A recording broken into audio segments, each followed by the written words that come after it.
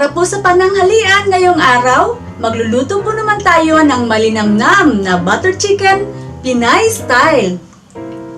Let's start!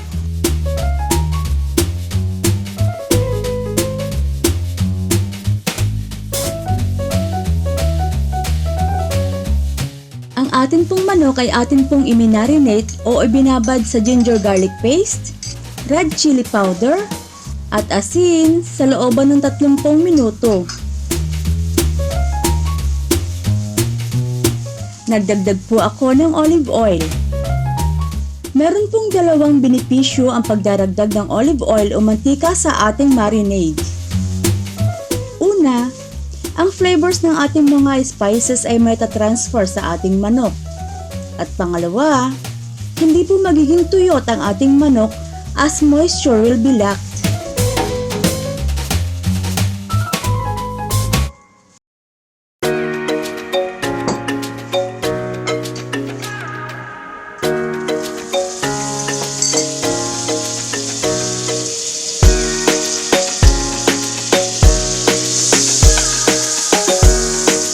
At dahil sa ito po ay butter chicken, kailangan po nating iprito ang ating marinated chicken sa butter.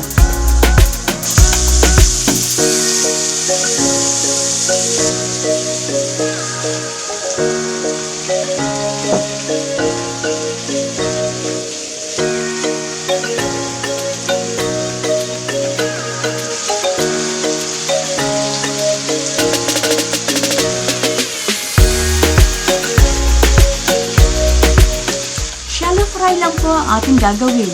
Bali-balik na rin natin para po both sides ay maluto. At kung naaamoy nyo lang ang naaamoy ko ngayon, sobrang bango. Talagang nakakagutom ang amoy.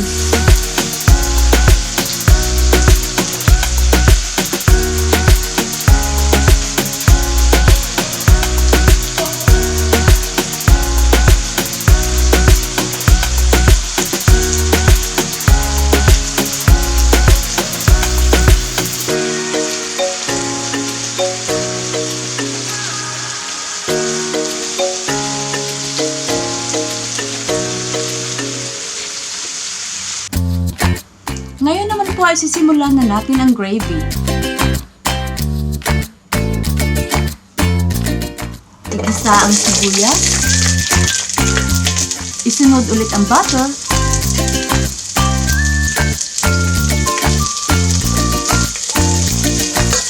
Maglalagay din po tayo ng fennel seeds.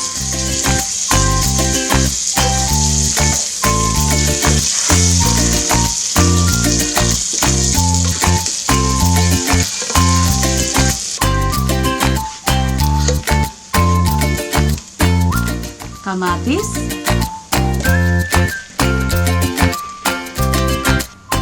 cashew nuts,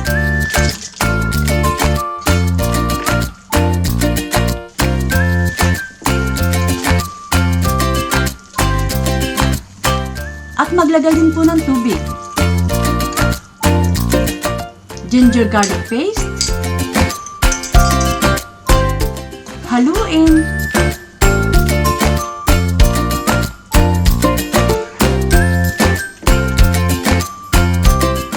Maglagay ng asin depende sa panlasa.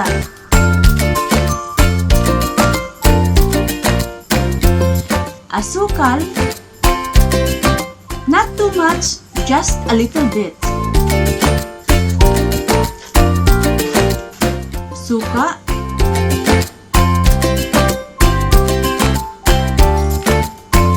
Red chili powder. And white pepper.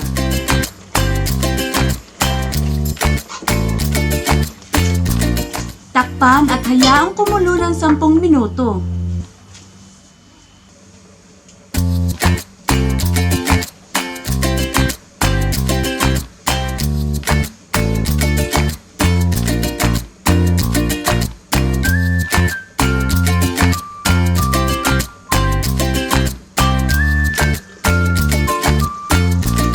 At ngayon po ay handa na natin itong isalang sa blender to make a paste of it.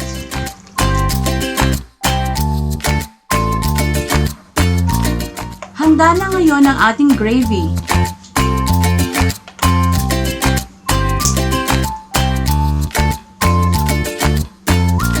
Isusunod naman po natin ang ating whole spices. Red chili,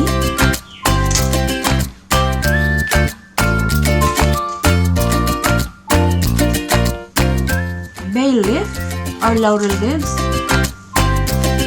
cinnamon sticks, whole black pepper, cloves, and cardamom. And again, butter. Remember, we are cooking butter chicken.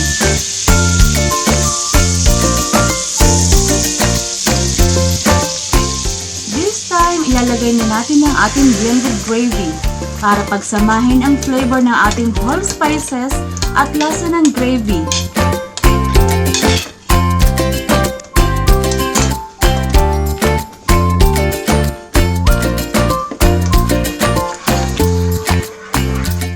Lagyan ng cooking cream.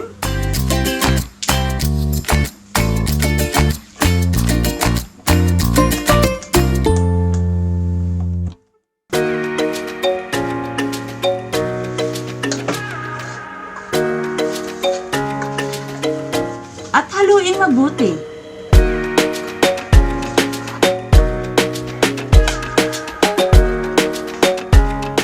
Ilagay ang coriander powder,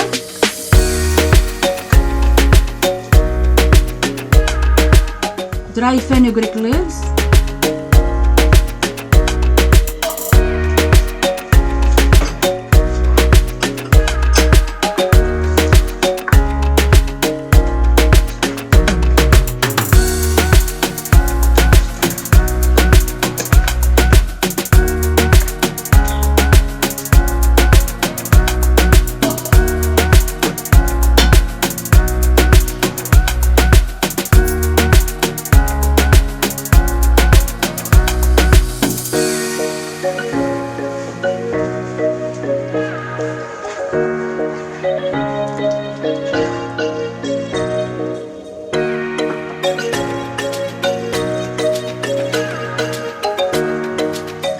at sa tagpong ito, pwede na nating ihulog ang ating shallow fried chicken.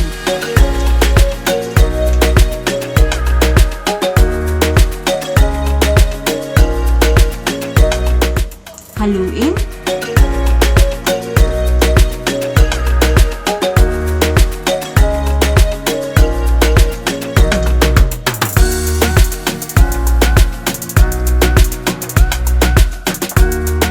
Takpan.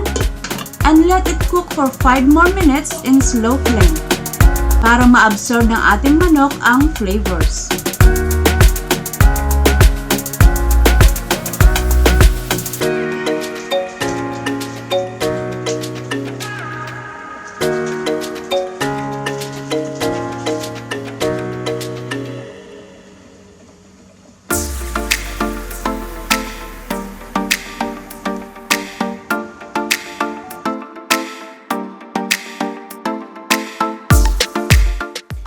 Munting tips lang po.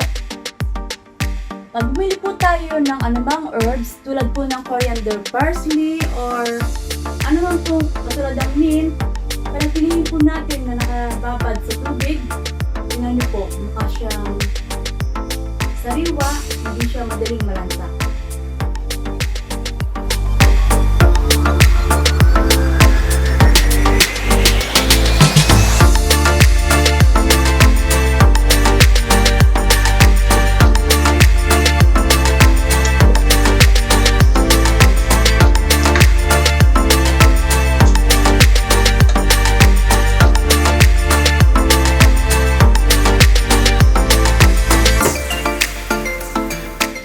Now, you can taste ang ating special at restaurant class butter chicken, pampamilya at pwede rin pong pagkakitaan.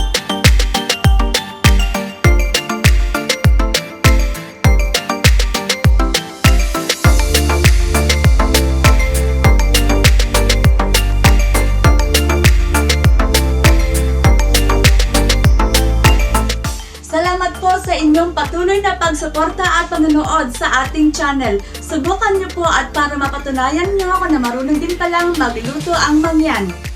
Nakasisiguro po ako na inyong magugustuhan ng ating buttered chicken, Pinay style.